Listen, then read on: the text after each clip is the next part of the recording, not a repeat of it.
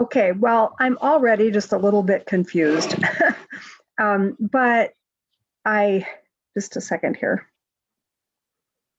All right, so this may be off track, but I guess what I think free will is that my life is not predetermined. That, I'm a Christian, I believe in God, and I think that God gave me a brain to think and to make decisions, to hopefully make the right decisions. Um, and that's a gift. And to me, then, that is what free will is. That it is that my life is simply not predetermined. That it's not turning out a way that has already been mapped out for me. Mm-hmm. What does that sound like? Well, okay, that sounds like your definition, and that's what's important, because because it's a working definition for you. There may be new information that you may consider at your own risk, later as this conversation develops. But I think the important thing here is what your definition is, not what is the quote right answer. Not that I know that there is any, but it's not so much what the right answer is, because clearly many people who have given this a lot of thought are not really in agreement yet, even with themselves sometimes. So I don't know, first of all, if there is one definition, but I do want to explore each person's definition. So I think that's a great answer, because it's your answer. Thank you.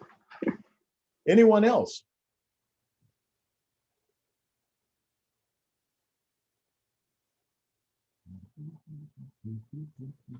Good morning. Oh, who's that? This is Sherilyn. Oh, Sherilyn. I would just say that the word that comes to my mind when I think of free will is choice. So I have a choice, and I may have the same exact choice many, many, many times in my life, but may make a different choice. Not to say that I would, because I'm pretty strong-willed, but I do still have the choice to make a different decision each time. I do have the opportunity to learn and develop and grow. That may change my choice. And so to me, what comes to mind is free will equals choice. Free will equals choice. Great, great. Thank you. Thank you, Sean. Anyone else?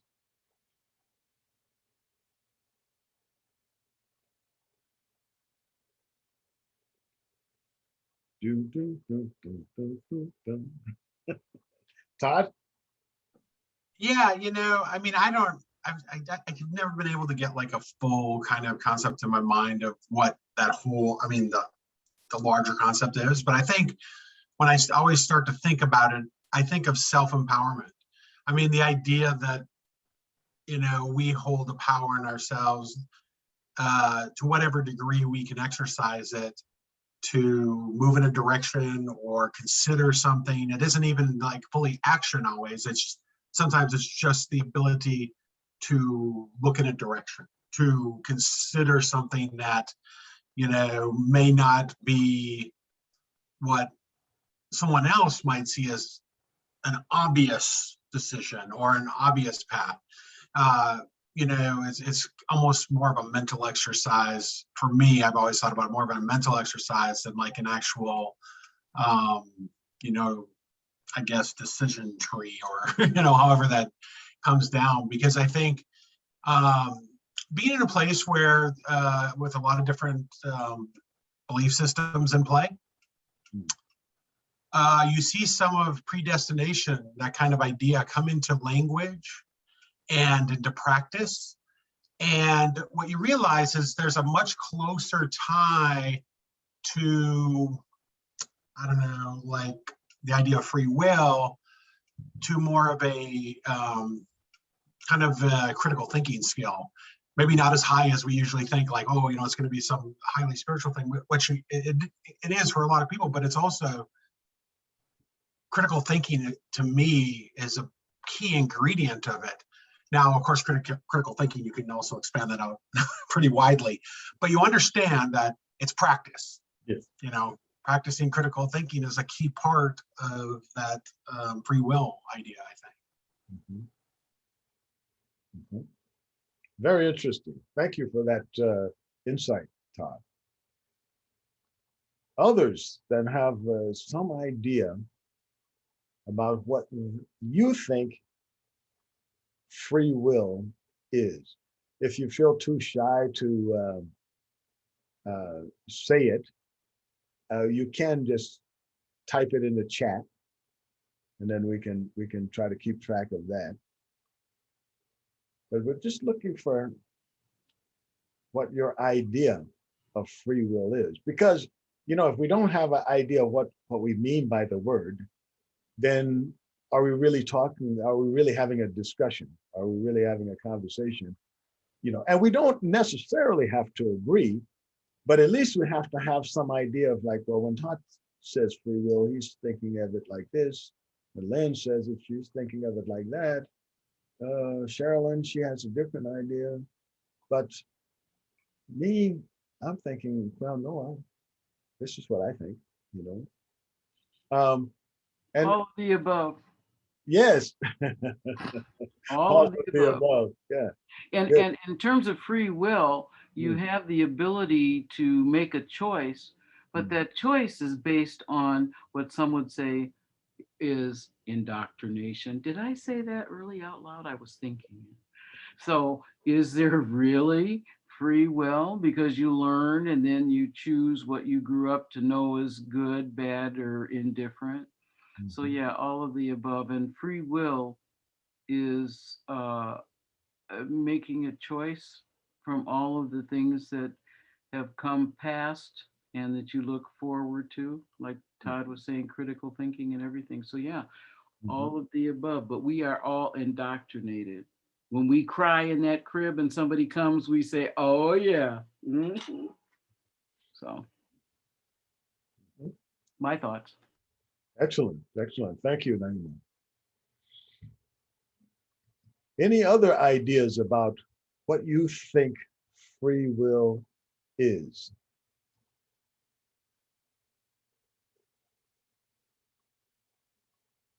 Well, because we only have about an hour, to do this, I want to share with you some dictionary definitions, because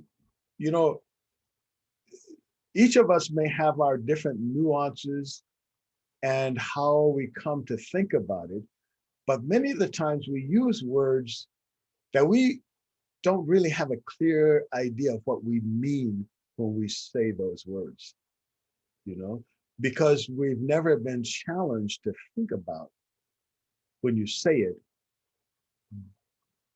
what are you saying? What do we mean? They become kinds of things that we absorb just in conversation, but we don't look up the dictionary meaning. Not that the dictionary meaning is the meaning. It's worth pointing out that dictionaries give meaning based on what the editors and researchers of that book, because there are different people who put out different dictionaries, when they do research and ask people, what do you mean when you say that? They kind of distill it out into definitions. But the words in themselves don't come with definitions. We give them definitions. And that's, in a sense, what I'm asking you to do here, is to share what your definition is. However, to have a conversation, it's important that we mutually agree on terms, because if we don't, it's really hard to keep track of a conversation if everybody in that conversation has a different meaning of that word in the conversation. You may still hold your own definition because you have to create your own reality. But when you come into the mutual space of a discussion, there has to be a common idea about the meaning of the words that you use. Otherwise, reasonably, there's no conversation really happening. I think and hope that you can understand what I mean. So one of the dictionary meanings is a free and independent choice, a voluntary decision. Okay, and that's one of the ideas that's under attack by many people now, because the question is, do you ever have a free choice? You know, do you ever have a free choice? Because another of the extended definition is a doctrine, is that it's a doctrine that the conduct of human beings expresses personal choice and is not simply determined by divine forces. I think that was something Lynn was getting to, is that, look, there was a time when the early discussions that we can find this written down, early discussions was pitted free will up against the gods have decided this. You know, the gods, you pray to the gods and the gods will decide, or this mechanistic view of reality that everything is set in motion and nothing can be changed because all of the things in the universe are set in motion, much like a clock is set, and each gear turns another gear, turns another gear. And there are people who are going back to saying, well, it kind of looks like that. It may not be the gods, but then when you look under the hood, you can see a lot of things that impact on your free will that you're unaware of, yet they have more impact on what you decide than the elements that you thought you were making the decisions on, but they're subliminal, or limiting your choices actually are forming your decision. Even if I limit what you think the choices that you have. In other words, if I make you think that you have no money in the bank, then you may not spend it. If I make you think you have a lot of money in the bank, you may spend money you don't have. Like when you miscalculate your checkbook, you may think you have money that you don't. And the result is that you overspend and overdraft, and now you don't have any money because you got an overdraft fee. Another dictionary meaning is the power of acting without the constraint of necessity or fate. And when you try to think of what kind of decisions do you make that don't have the constraint of necessity? How many of those are there? Then also it says the ability to act at one's own discretion. So those are like dictionary meanings. And it's, when you start using a dictionary meanings, it starts nailing things to the wall in a way, because now you have the constraint of those words, and what they mean. So now we get to the let's say, turning the fire on the stew now to boil it a bit, and trying to figure out, okay, given those definitions, is there anything, what are the arguments for and against free will? Is there free will? And if so, tell us why you think so. And if there is not, why do you think there isn't? As I've said, there are strong proponents on both sides. So whichever side you take, you probably have some pretty strong supporters.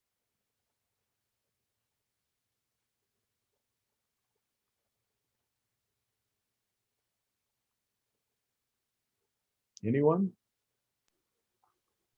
Lynn? Did you look at chat? I commented in chat about. Oh, you did. You did. Yeah. I'm sorry, I didn't see that. Okay, so Lynn says it seems to me that it's a part of critical thinking, kind of like Todd was saying too. Mm-hmm. Free will can't be empty of thought based on the past. Okay, what do you mean by that, man? I just mean that, experientia docet. It's just, you make decisions based on, we learn from the past and we make decisions based on, what's happened in the past, I think. And sometimes those are good decisions and sometimes they're not good decisions. But that's part of the critical thinking. And I think we try to, to really get, I don't know, almost spiritual about this, that, you try to be a good person. You, at least, I hope I'm trying to be a good person and to make decisions that are of my own free will that I think will impact not just me, but others. And so it's not like I'm just doing things willy-nilly. That's, to me, that's not free will. Free will involves thought and decision making, and that's the it's almost like an oxymoron, but it's not constraining. It's, in a way, it's freeing, that you can make decisions based on what we know, what we have learned. Does that explain? I guess so. I mean, Okay. I'm taking you at your face value. Yeah, I mean, at what you're saying, because that's what's important to me is what you're thinking, and how you're putting this together. I always like to challenge people's idea of whatever they're thinking, but it's not with the idea that, well, what you're thinking is wrong. It's a matter of what is it really that you're thinking, because if I can get your thoughts, if I can get you to express your thoughts clearly, then I feel I always gain something, because I gain another perspective, insight. I will put mine out there mostly as a stress test, because I think ideas that are not stressed are worthless. If you don't have an idea that has been stress tested, then it's like leaving your car running in the garage. The engine's on, but it's not doing anything, but just burning up gas. But we don't know if that car can go yet, or having a car and not having even started it up. Yeah, it's there, but nothing's happening with it. So with that in mind, I will comment on or read Jace's comment, that she says, sometimes my free will impose on your free will. Implies, I guess you can imply choices. Brain is wakan. Oh, okay, sacred. The brain is sacred, and the choices we make are responsible. I guess we're responsible for those choices. Okay. I guess I'd like Jace to expand on what you was thinking, because I have a feeling that I'm not understanding what she's saying. I get the part about sometimes my free will impose on your free will. And that brings up a question about, well, if we all have free will, when does my free will impede on yours? And if it impedes on yours, do you have any free will? Or to what extent do you have free will? But Jace, are you there? Or if you care not to say anything more, that's fine. But like I kind of have a bad cold today, so I can't. Oh, okay.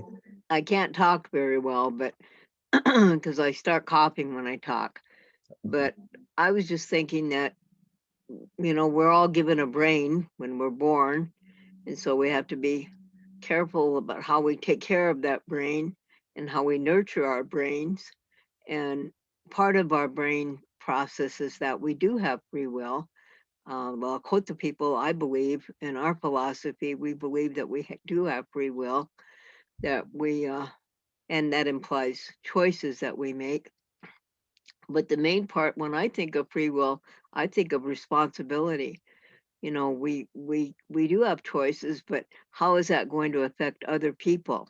So that's kind of why I was thinking about my free will impose on others, because the things that I do will affect other people. And I have to be responsible for how I act so that I don't cause hardship or sadness or pain or unfortunate things to happen to other people because of my actions. That's kind of why I was going that way. Mhm. Excellent, excellent. Mhm. Well, I think you'll find many people are wrestling with that too. As I mentioned, you know, if I exercise my free will and then it moves into your space and inhibits your ability to act on yours, you know, what does that mean?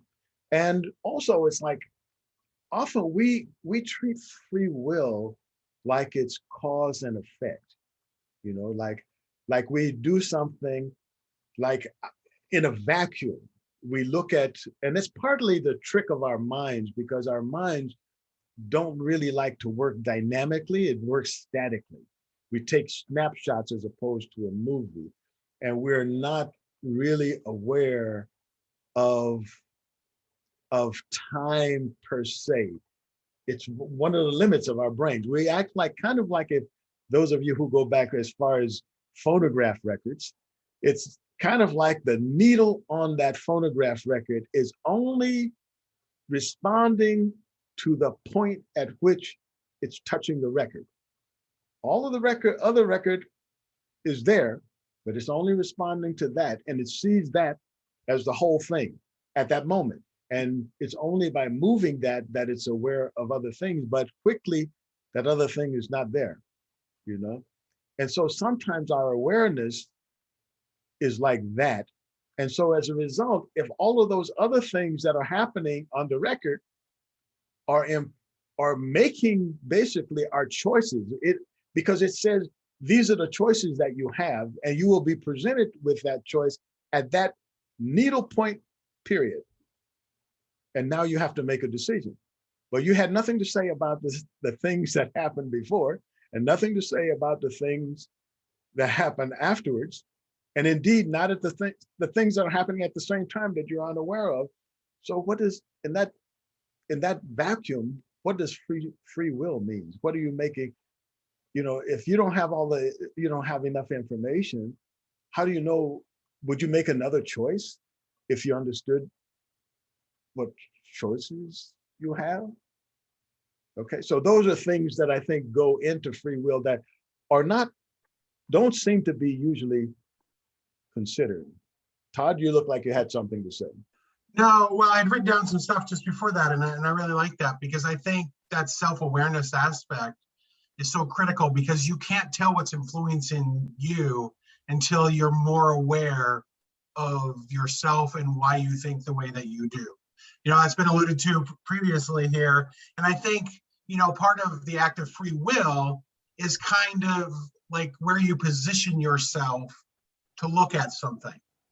And then you act accordingly to your position, understanding that there will be times not only where you want to reposition yourself, but that you will be repositioned without you even knowing, kind of like the whole landscape, everybody moves to the left and suddenly you're standing at the front of the line when you were in the middle of the pack at some point, or vice versa. You know, everybody moves in front of you and suddenly you're just looking at the back of a bunch of people like, I thought I knew what was going on.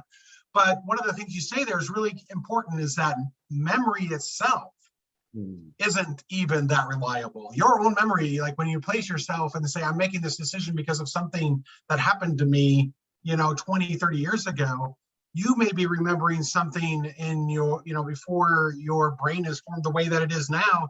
And you may not even, and sometimes you don't even really own the memory. Sometimes it's a collective memory or it's somebody else's memory or something like that. And so without that kind of self-awareness, it's very difficult to even begin down the path of, you know, self-determination, you know, free will. And so you know, I don't think without kind of having some sense of self-awareness, you can begin down that path. And then when you do, it becomes very interesting. It's interesting path of discovery for everyone. But I think it also is empowering. And I think that's one thing people really get. You know, it's uncomfortable sometimes to have to put yourself out there that way. But at the same time, it allows you to be more confident in your decisions, or at least the way you think, even if it's not even a decision, but maybe it's just the way that you look at something. Mhm, That's my. mhm, mhm. Thank you. Thank you. All good stuff. Anyone else? Anyone else?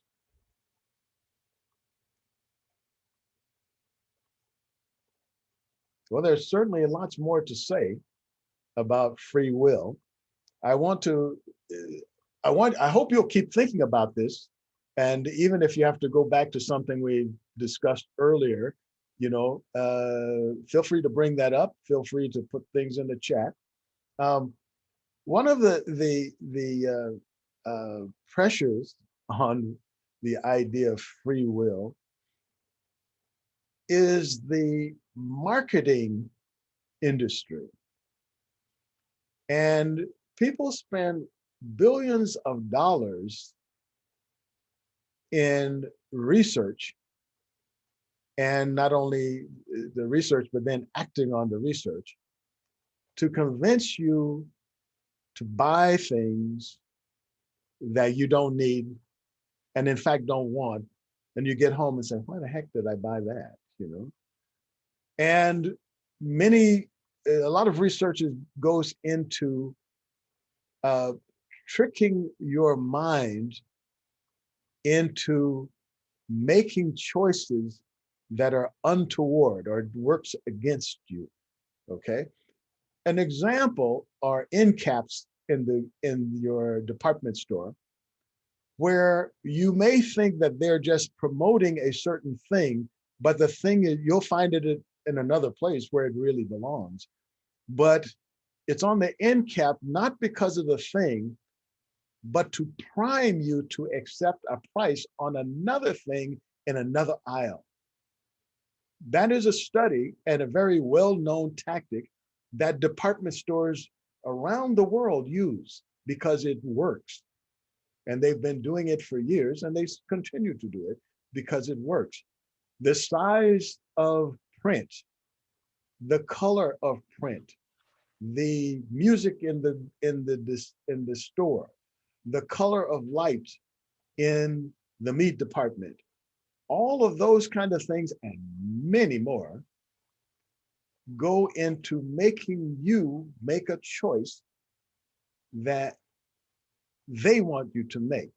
So the issue of free will is laid bare in that, because you think you are making a choice, but the choice has been manipulated by someone else. In fact, con artists will tell you that the easiest person to con is the person who thinks they can't be conned.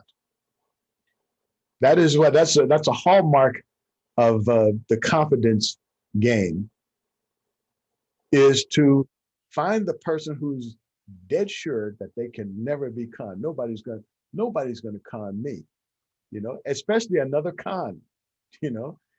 They're notorious for conning other cons, and they find that kind of personality and they work on them. So that in mind, it seems that kind of thing brings into question, what is free will if someone can pre-plan to make you make a decision that you don't even know that you're going to make yet? Subliminal seduction. Mm-hmm. They wrote a book about it years and years ago, and they had pictures. I don't know if you remember the book where the woman there was ice cubes in the glass, and you look in it and it was, yeah. And then there were some other things that were there. And that's why I said we are the product of what we have been exposed to. And I'll give you an example. When people think that bullying is okay because of what they learned, and then it isn't that bad because, well, why don't you grow a pair, and so on and so for. That's part of subliminal seduction with the bullying. So that's a whole nother thing. So I'm quiet again. Bye. Thank you, Naima. Another example, and I think it points to how that kind of thing comes into our social interaction. How things that people make us feel that we don't have any other options except to go this way. Yes, you're a good person, but you have to be rational. You have to be practical, you know? One of my favorite ones in terms of like how ridiculous it is when people are when people want to like just interact with other people, they're accused by others of being, quote, race traitors, you know? And that's a stigma that a lot of people like.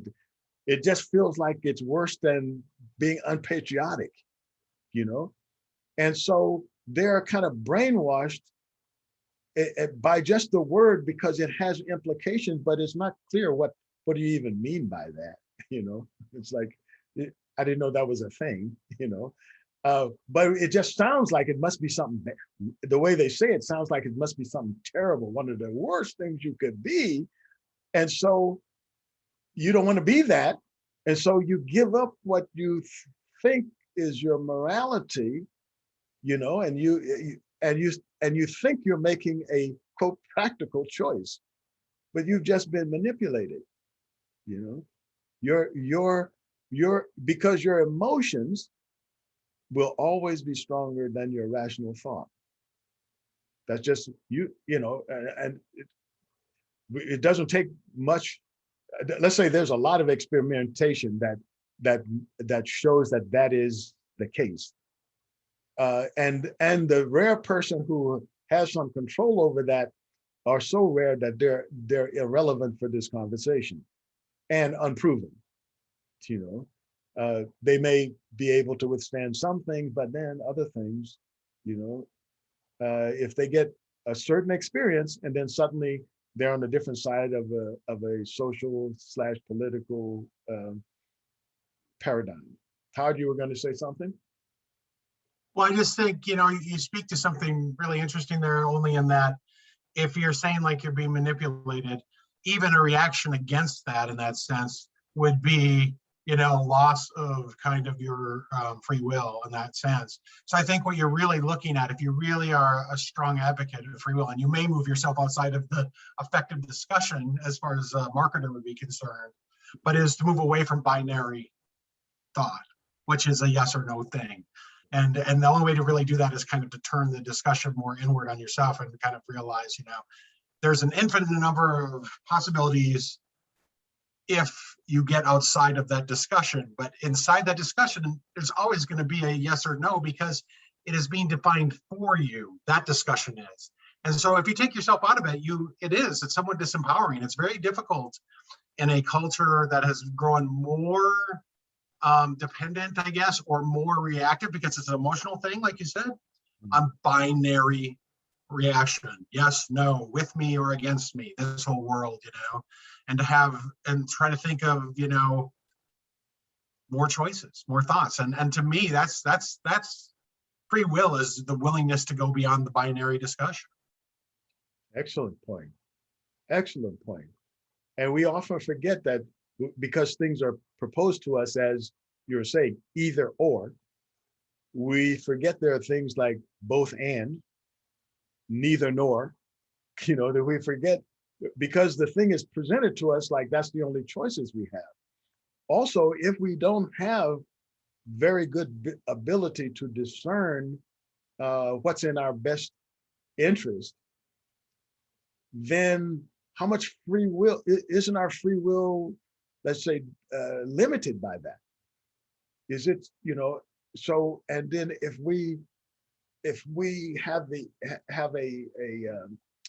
limited ability to process data, which we will always have, if we have a limited ability to do that, then do we really have free will if we can't really process all of those other options?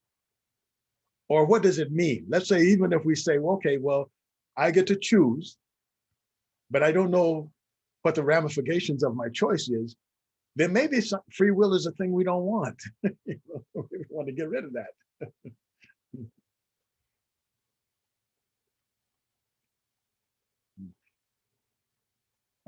Ryan, do you want to tell us your idea? Then that way I won't misread it. Yeah, well, I read a lot about just this different kind of philosophy and stuff, and this Brain Pickings newsletter is really interesting. It comes every Sunday to my email, and they talk about knowledge versus understanding, and the argument there is that you can only understand something when you completely liberate yourself from everything you've ever learned, which is a pretty deep concept. But it just makes me think about, okay, like involving free will, are you making decisions or talking with people based on like everything that's happened before, or are you just completely making yourself aware of that moment and making the judgment in that moment? So to me, it's like part of your free will plays into the things that you're already predisposed to think versus what you might be able to think just if you were able to be totally aware of the particular moment that you're in. And I know that all is really complicated, so I don't know if that all made sense or not, but Yeah, yeah, I think it does. I think it does. and there's a lot more context within the link too, but it's basically like that the universe is just sort of living through you instead of you living in the universe. Hmm. Another really deep concept that, I mean, you could just this it's a you could really go around and around with these types of things, but Well, I think history has proven you already has proven that you are correct. Because people have been going round and round, and they may continue to, but it's one of those kind of things that if so much of our construct of reality, and to the point that we based our laws, religion, economics, etc., and social relationships on the idea that there is free will or is not, then it seems to me that it's fundamental that we have at least our own sense of what we're thinking that free will is. Whether we agree that there is or is not, it's important for each of us to kind of decide, well, how do I feel about this? And keep thinking about it, because it's to that degree, if we're going to say that someone is responsible for their action because they had free will, we need to really understand what that means. Because otherwise it's just sort of meaningless gibbering, if and just basically saying it's passing on that person the responsibility, even if they couldn't have done anything different.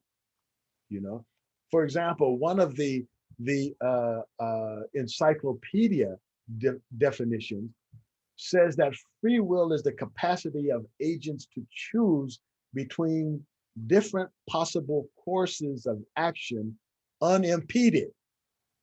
That's a deeper definition than the dictionary ones, but it also exposes the weakness of the concept of free will, because how do we do any action unimpeded?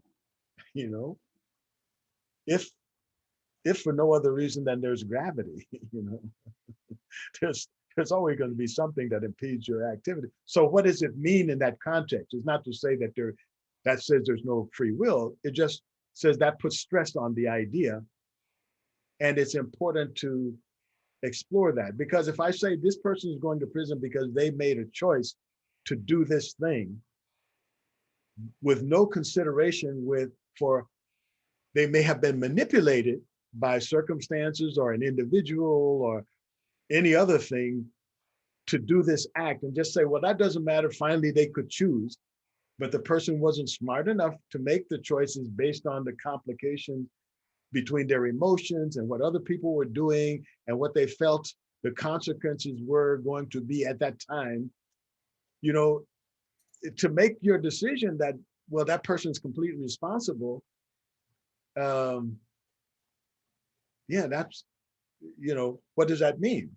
You know, Lynn, you had a comment that would you want to share that? It just seems to me that we can't make a decision completely unimpeded. Then what is thought? Mm-hmm. You know, you have to think in order to make a decision. And so if you're making a decision completely unimpeded, there's no thought. Yeah. These are the kind of discussions that we tend to glance over, Lynn, and when we make our construct. And I think if there's any lesson that can be distilled from this conversation, because I think, you know, whether or not there's free will is probably not going to be decided here. But if there's any lesson, it's that, oh, let's be a little more reflective about, well, what goes into it, you know, more reflective about what we're thinking and realize that there's always that unknown. At least that's the lesson I carry around in my head, is that everything I learn teaches me how much I don't know, you know, and how much I haven't considered and that needs to be considered. And I may not be able to do it all in this lifetime, but I'll do what I can with what I have, you know, kind of thing. Ryan, you had a comment as well. Well, I was just answering what Lynn said, and it's I don't really know if that is relating to what she was asking, but and that is a really tricky definition between different courses of action unimpeded. Mm-hmm. And I just wondered if what Huxley was saying was that, you know, if you can understand something by being totally aware of everything that's going on without using your previous experiences, then are you making a decision unimpeded? I don't know. Yeah, except that I think that Huxley, what he proposes is problematic. I won't say it can't be done, but it's problematic. And it's problematic because the way we think is to link things, present, past, and future, which we it's a mental construct, that whole time thing. And so how do we think without completely, well, how do we think without connecting it to what our experiences are in the past? In fact, we can't experience the present. You know, that's a construct. By the time our brain realizes a thing or even our own thought, it's already the past. We just can't do it, because the way the neurons fire, it takes at least a third of a second for our brains to make an image of something. Well, that means, you know, structurally, that's the past, right? So, and then in Buddhism, we talk a lot about approaching things with a beginner's mind. So it's kind of like in that same example you're talking about in Huxley. But at the same time, you realize that what you're doing is just being conscious really of how other stuff may be coming in that has nothing to do with what you're really trying to consider, and just be willing to let that go and just say, well, let me recalculate this now. You know, suppose I didn't take that thing into consideration, what would it look like then? That's really what it's talking about. Maybe that's what Huxley's talking about too, but you know, I haven't studied his inner thoughts as much. So one of the questions I think that's important to explore, though I don't know if we can do it within the minutes that we have, is, let's say just for conversation, that free will does not exist. I'm not trying to say that it doesn't. I'm in the camp of, I don't even know what it is yet, so I'm not sure if I think it's real. But let's say it doesn't exist. Should we pretend that it does? We do a lot of things that way. We call them conventions. You know, for example, the number one, we can find proofs that the number one doesn't exist, but then all of mathematics fall apart if you don't assume that it does. So maybe we say, okay, yeah, maybe it doesn't exist, but let's just pretend that it does. And then we can build a whole mathematical structure that is useful, but it may fall apart once we realize that number one actually doesn't exist. And all the thing we made up, it works as long as in that world where the one works, but we don't live in that world. You know, I mean, it may fall apart like that, but using that as a kind of an example, should we pretend that free will exists? No, we've been doing that a long time, because when somebody is, I'll take slavery for $10 million. When you talk about free will, I mean, you almost, I'm going to say what was said recently, while the slaves came over here looking for better jobs. And I about lost my mind, but I digress. Economic opportunity. Yes, economic opportunity. So when you talk about free will, that was their free will, that's not correct. And it was, oh, they have every right to do this, that, and the other by pulling themselves up by the bootstraps. I don't care who it is, black, white, or anybody else, but if you ain't got no boots, how are you going to pull yourself up with bootstraps? Free will, all the rest of it.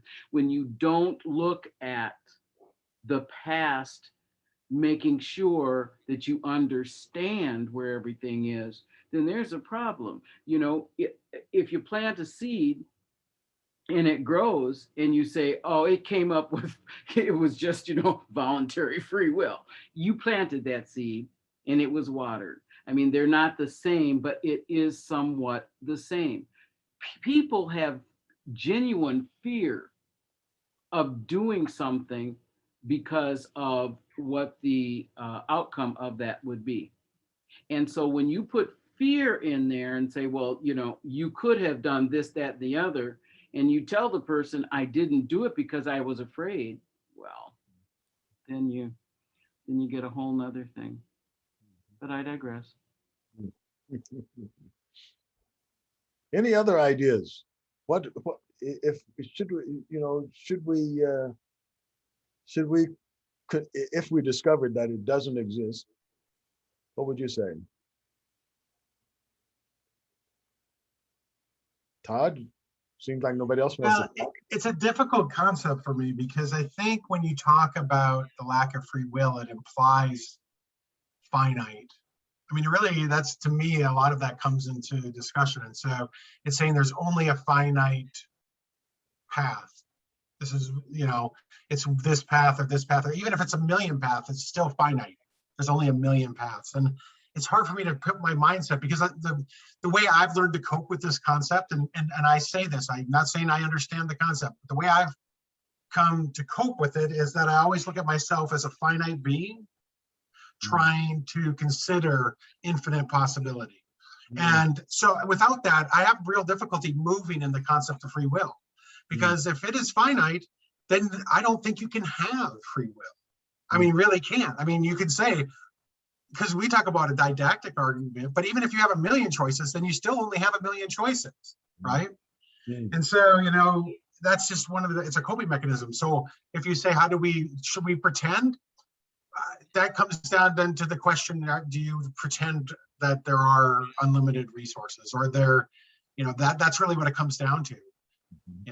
Are you going to say, well, I guess I am, and you want to get it down to even just as base of a concept of like talking about slavery. Are you just a slavery to your situation, no matter what it is then, whether you're acting of how it, influences are asking you to go, or acting against those influences? It really comes down to that, is that to say you have finite possibilities, then you are saying, okay, well, that's what you're dealing with then would be, you're predestined to act in some way Mhm, that you don't have, mhm.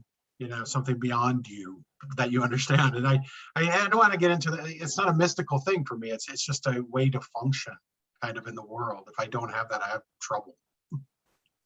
That's a Sure. personal thing. Sure. Well, one of the ideas that I'll leave you with, because we're kind of out of time now, is an idea in quantum physics that at every juncture there are infinite possibilities, and each one of those possibilities actually creates new possibilities. In other words, if I make a choice, in air quotes, if I make a choice, if I do something, then actually it changes all of the other choices that I could make. Not that it changes, quote, everything else, but even all the choices that I could make. All the possibilities are changed by the choice. So in that sense, it exists, but it doesn't exist. We're dealing in a way with probability, and the one other question that I'll leave you with, but it's something that, you can wrestle with over morning coffee, is how do you know the consequences of your choice? And if you don't know the consequence of your choice, what does that mean? You're making a choice, but you don't really know what the result of the choice will be. What does free will mean in that context? Well, as I said at the beginning, people have been wrestling with these ideas for a long time, and they will probably be still wrestling with them long after this Zoom conference and long after we're gone. So with that, I want to thank you all for joining us. I hope you'll join us next week, same time, same station. And we always enjoy when you guys participate with us too. So bring questions and look, if you get the notices of these meetings, we'll try to post kind of like what the questions will be. So it'll give you an opportunity to reflect on them and bring something to the discussion, because this is a discussion.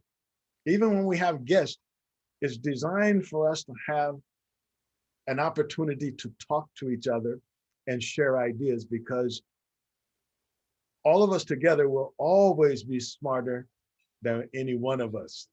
All right. Thank you, and see you next time. Thanks, Lawrence. Yeah, okay, thanks. See ya.